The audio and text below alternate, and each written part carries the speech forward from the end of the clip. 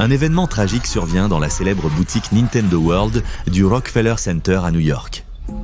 Cela se produit lors de l'événement d'annonce d'un tout nouveau jeu Pokémon, la suite très attendue du jeu dérivé classique Pokémon Conquest. Des fans de Pokémon du monde entier se sont présentés pour montrer leur amour pour la franchise de monstres à collectionner. Mais quelques instants avant que la bande-annonce ne puisse être montrée, une odeur nauséabonde emplit l'air. Un nuage flottant de gaz toxiques balaye la foule à basse altitude et les effets sont immédiatement dangereux. Une paire d'enfants en pull violet assortis, arborant un symbole de Pokémon poison, commencent à tousser et à avoir du mal à respirer. Ce ne sont pas des victimes du gaz toxique, mais plutôt sa source inexplicable. Alors que le gaz se propage dans le magasin, les enfants commencent à prendre une teinte violette éclatante et leur peau devient rugueuse et poreuse. Encore plus alarmant est le fait que les frères et sœurs commencent à fusionner ensemble, les membres se rétractant dans leur corps, alors que le plus grand des deux devient peu plus qu'un énorme visage flottant, avec le plus jeune comme une excroissance attachée. Le brouillard de fumée est tellement épais à ce stade que peu de personnes peuvent voir que les deux enfants ressemblent maintenant étrangement au Pokémon numéro 110, Smogogo. Le gaz a été détecté par la plupart des adultes présents, provoquant une panique qui a poussé la foule à se piétiner pour s'enfuir. Au milieu de la confusion, plusieurs personnes marchent sur les enfants transmutés, les faisant crier de douleur, et dans un état de détresse, ils déclenchent une attaque Pokémon mortelle connue sous le nom d'explosion. De l'extérieur, on peut voir une explosion soudaine rugir à travers l'intérieur du magasin. Les fenêtres se brisent immédiatement et une statue grandeur nature du personnage Nintendo Donkey Kong, fortement endommagée, est projetée dans la rue, atterrissant brutalement au milieu de la circulation new-yorkaise. La New York Police Department se précipite vers Nintendo World, suspectant l'explosion d'une bombe. Il n'y avait aucun moyen qu'ils puissent prévoir les horreurs qui les attendaient sur les lieux. Le Smogogo réticent n'est pas le seul humain transformé lors de l'événement. Et en effet, des monstres, bien plus agressifs et dangereux, y ont été créés. Une cosplayeuse en grenouillère, conçue pour ressembler au Pokémon numéro 448, Lucario, a éveillé ses capacités sensorielles défensives par instinct pour éviter les dégâts. Mais ce pouvoir protecteur est de la venue au détriment de son humanité. Une fourrure bleue éclate et s'ébouriffe de sa peau, et son visage s'allonge en une gueule canine déformée. La panique se propage sur le visage en mutation de la cosplayeuse, et alors qu'elle essaie de se dégager du chaos, ses membres agités envoient d'autres membres de la foule en fuite volée. La modification génétique donnant à ses membres et à son visage l'apparence de Lucario a modifié ses muscles pour délivrer des coups à ressort par instinct. Un autre fan découvre que son survêtement à capuche, qui présente le visage du Pokémon numéro 94, Ectoplasma, s'est lié à lui et a fait que son corps soit partiellement insubstantiel, comme s'il était fait de gaz. Il peinait à contrôler la direction de son corps, poussé par le vent hors du magasin. Plusieurs voitures de police arrivant à Nintendo World et voient le Pokéfan flottant s'élever comme un fantôme au-dessus des rues. Il est devenu comme un ballon humain et il n'y a apparemment aucun moyen de le faire descendre. L'un des officiers appelle un hélicoptère à arriver et le reste se dirige vers la source de l'explosion. « Monstre !» Des survivants en fuite crient en pointant du doigt le cosplayeuse de Lucario.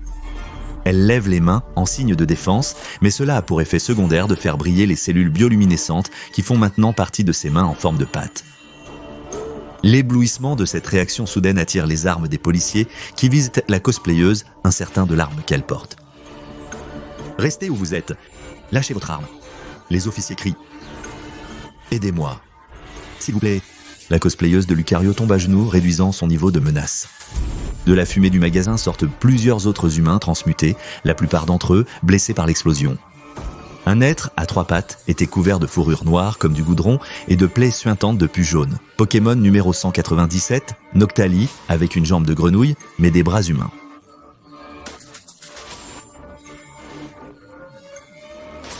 Il y avait un homme chauve, bleu, couvert d'une carapace de tortue en croissance, un Pokémon Carapuce numéro 7.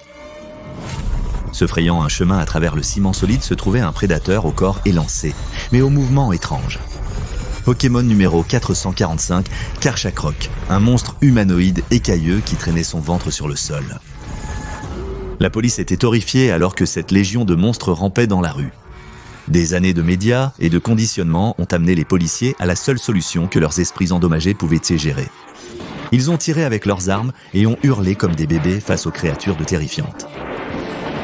La cosplayeuse Lucario, agissant par instinct, a esquivé plusieurs balles à une vitesse incroyable. Elle s'est engouffrée dans une ruelle voisine et s'est éclipsée. Les autres monstres ont eu moins de chance. Noctali a été touchée par des balles et est tombée, tandis que Carapuce s'est réfugié dans sa coquille, les balles rebondissant sur celle-ci. Le Karchakroc a survécu à quelques tirs avant de creuser dans la rue pour fuir. Il s'est rapidement retrouvé dans un tunnel de métro actuellement vide et a fait une course folle pour échapper aux autorités. De retour à la surface, les policiers ont recherché avec vigilance d'autres de ces créatures. Alors que l'hélicoptère arrivait, le ectoplasma flottant se dirigeait vers un grand bâtiment, passant à travers une fenêtre ouverte.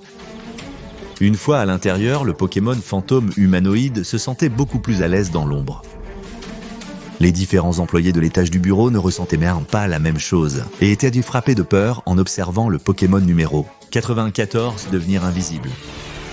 Son visage agrandi et souriant, disparaissant comme s'il était le chat du Cheshire d'Alice au Pays des Merveilles. Lorsque les pompiers ont commencé à limiter les dégâts sur les lieux, il est devenu évident qu'au moins 3 monstres étaient toujours en liberté. Pour l'instant, les cas de transformation étaient limités à la devanture détruite de Nintendo World et au Rockefeller Center, mais si les individus affectés étaient les contagieux, alors la situation pourrait passer de mauvais à pire, à un rythme alarmant. La police a établi un périmètre et a utilisé sa radio privée pour lancer une alerte à tous les officiers de New York qu'il y avait apparemment des monstres qui marchaient sur la Terre. Des descriptions des Pokémon errants qui étaient toujours en liberté ont été données et cela a provoqué une longue discussion sur la radio sur la logique de l'existence des Pokémon dans le monde réel. Plusieurs des officiers supérieurs n'avaient aucune connaissance de la franchise Pokémon et ont eu beaucoup de mal à se mettre à jour sur les événements de la journée. Malgré le cafouillage initial et la communication, les détails extraordinaires de l'affaire sont rapidement devenus connus de tous les officiers. Il y avait 3 suspects. Pokémon numéro 4, 148, Lucario, Pokémon numéro 94, Ectoplasma, et Pokémon numéro 4, 145, Karchakroc. Et l'objectif de la mission était de tous les attraper. Avec son invisibilité et ses propriétés matérielles fantomatiques, Ectoplasma n'a eu aucune difficulté à se cacher dans le bâtiment de bureau, bien qu'un bref coup d'œil dans l'une des salles de bain lui a montré que l'invisibilité était la meilleure option pour d'autres raisons, car son visage et son corps s'étaient déformés au point que sa tête et son torse avaient fusionné ensemble. De plus, des excroissances épineuses de cartilage se formaient sur son dos et commençaient à le démanger terriblement. Ses yeux s'étaient agrandis, rouges, injectés de sang avec des pupilles dilatées. Ce serait un miracle si on le reconnaissait comme un être humain vu son état. Son esprit peinait à s'adapter au changement, inventant un faux récit pour préserver sa santé. « Je suis mort, c'est ça, convaincant. Je suis mort de cette explosion et je me suis transformé en fantôme. Ce n'était pas le mensonge le plus encourageant à croire, mais c'était suffisant pour... »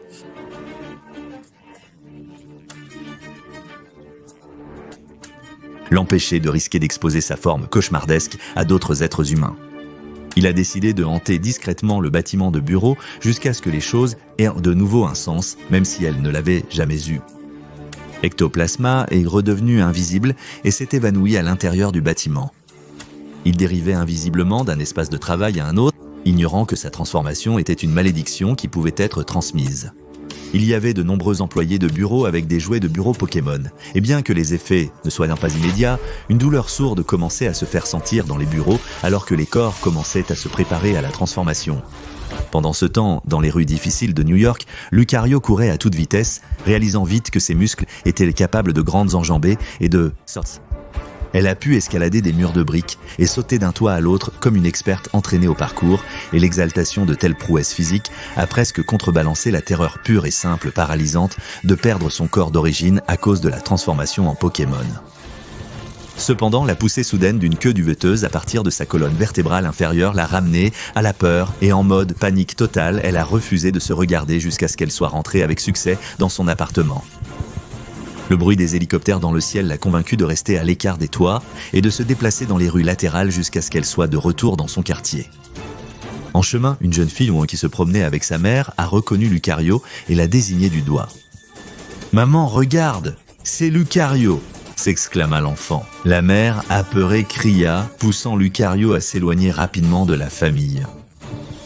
Elle a essayé de nier ce qui se passait, mais a également eu le bon sens de ne pas passer par le hall d'accueil de son immeuble. Pour une raison quelconque, Elle ne pouvait penser qu'à Spider-Man et aux nombreuses scènes de films où Peter Parker ou Miles Morales devaient cacher leurs pouvoirs et capacités. Telle une personne araignée, un Lucario est entré par la fenêtre. Elle n'a même pas eu le temps de se demander combien il avait été facile de s'introduire dans son propre appartement avant de prendre pleinement conscience de sa situation. La transmutation en Lucario persistait et avait même absorbé sa grenouillère dans sa biomasse, tout en éliminant ses propriétés synthétiques. Le changement était, pour le dire doucement, moins esthétiquement homogène qu'elle ne l'espérait. Sa bouche, entre un museau de loup et des lèvres humaines, était défigurée sous la plupart des angles. Les touffes de fourrure bleue, qui étaient la marque de fabrique de Lucario, étaient clairsemées et ne couvraient pas entièrement son corps. La bioluminescence qui avait alarmé les policiers plus tôt apparaissait maintenant aléatoirement sur son corps, sans explication. Elle ne s'était jamais considérée comme faisant partie de ce côté du fandom Pokémon, mais même selon leurs critères ésotériques mais discernants, son corps était devenu hideux. Lucario pleurait, ne sachant plus quoi faire. Comment allait-elle annoncer cela à sa famille, ses amis et son copain ? Sa vie en tant que personne était essentiellement terminée, et compte tenu de l'attention que tout l'événement avait reçue de la police, elle allait probablement être suivie par la loi jusqu'à ses derniers jours. Sous la ville, le troisième suspect, Karchakrok, se promenait dans le métro, attirant l'attention. Son déplacement à travers les tunnels avait causé beaucoup de dommages collatéraux car ses griffes déchirèrent le béton et la pierre. Sous les lumières aveuglantes d'un train arrivant, Karchakrok a découvert sa vitesse maximale, peut-être due à l'adrénaline. Il a dû s'échapper rapidement du train et s'est retrouvé dans un terminal de métro bondé où de nombreux spectateurs ont pris des photos de l'apparent monstre requin. Karchakrok s'est précipité pour trouver une cachette, mais la foule sur la plateforme a causé un bain de sang lors de sa traversée. Les écailles rugueuses de Karchakrok ont écorché la peau de plusieurs passants, et ses excroissances dorsales sur ses membres étaient plus tranchantes qu'une lame de fer. La foule a commencé à lancer des objets et à tirer sur Karchakrok avec des armes légères, mais sa peau était impénétrable à ces attaques. Même les balles tirées plus tôt par la police n'avaient pu percer les écailles, mais cette résistance avait une raison. Le poids des écailles forçait Karchakrok à ramper maladroitement sur le sol, renforçant seulement son apparence de monstre aux yeux du public. Karchakrok ressentait encore la douleur des impacts, comme de sévères claques sur sa peau. Il avait presque envie de pleurer de douleur, mais il n'y avait plus de canaux lacrymaux derrière ses yeux. D'une certaine manière, quelque chose s'est brisé en Karchakrok. Il souhaitait que la violence prenne fin, peu importe comment cela se produirait. Et ainsi, l'humain transformé s'est lancé dans une frénésie violente qui n'a pas reculé, même lorsque les policiers sont arrivés. Pendant ce massacre violent, Karchakrok s'était dissocié de la situation et avait l'impression de pouvoir voir le Pokémon que son corps avait commencé à imiter, faisant face à une horde d'ennemis. Il en est venu à imaginer les autres personnes comme des Pokémon sauvages eux-mêmes, et de son point de vue hors de son corps, il se voyait comme un dresseur de Pokémon, se commandant lui-même dans un combat de monstre à monstre. « Vas-y Karchakrok, je te choisis. Tu ne perdras jamais contre eux. » Poing éclair. Colère. Séisme. À l'extérieur du métro, des chars et d'autres armes lourdes étaient les prêts à intervenir si le Pokémon numéro 445 venait à la surface. Mais malheureusement, il semblait rester sous terre et en présence de civils. Les seules options restantes étaient de filtrer du gaz toxique dans le métro pour assommer la créature, mais il y avait encore trop de risques de victimes innocentes. Bien que les policiers aient abattu Karchakrok avec un lance-roquettes, l'incident a été très médiatisé et la destruction causée par le combat était sans précédent et brutale. Ectoplasma et Lucario ont appris eux-mêmes l'incident plus tard dans la soirée et cela n'a fait que renforcer leur détermination à rester cachés et à éviter tout contact avec le monde extérieur. Dans les jours suivants, une couverture médiatique sophistiquée a présenté l'incident comme un bombardement du Rockefeller Center, dissocié de l'événement et de la franchise Pokémon.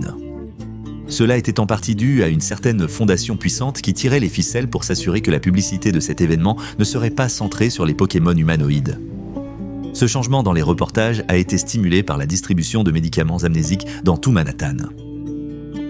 Quant aux angles morts, le plus grand atout de la dissimulation était qu'elle s'est produite dans la Big Apple. Des choses de plus étranges se sont produites et sont supposées se produire tous les jours dans cette ville qui ne dort jamais. Et l'état d'esprit blasé des habitants signifiait que toutes les rumeurs s'estomperaient en peu de temps. Cependant, la menace de la pokémonification persistait dans le monde entier, là où les produits de dérivés circulaient librement. Ainsi, à l'époque moderne, une nouvelle guerre contre Pokémon, une guerre plus froide et plus secrète, était menée par l'espionnage et des opérations décisives.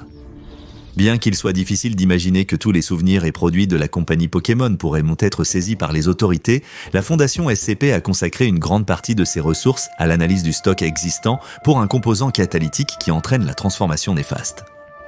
Cette condition irréversible a reçu la désignation d'objet SCP-5-254 et est considérée comme faisant partie de la classe d'objets Keter. Parmi les 34 transformations SCP-5254, après l'incident de New York, seuls les Pokémon 94, Ectoplasma et 448, Lucario semblent avoir survécu à la journée.